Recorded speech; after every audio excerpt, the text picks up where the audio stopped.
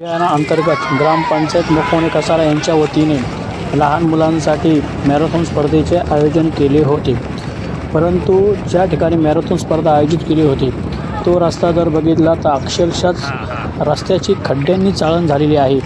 अशा स्थितीत मुलांनी कुठल्याही प्रकारचे उत्साह कमी न करता त्या स्पर्धेत भाग घेतला आहे. आणि ह्यामध्ये प्रशासनाने लहान मुलांसाठी आता एकमेव किंवा ज्येष्ठांसाठी नागरिकांसाठी तेवढे एकमेव फिरण्याचं ठिकाण आहे. त्या ठिकाणी प्रशासनाने लक्ष घालावं.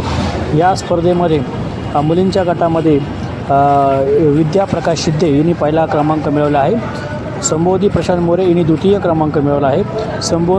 प्रगती संतोष पवार यांनी तिसरा क्रमांक मिळवला आहे. छोट्या मुलांच्या गटामध्ये सिद्धांत प्रशांत मोरे यांनी पहिला क्रमांक मिळवला आहे.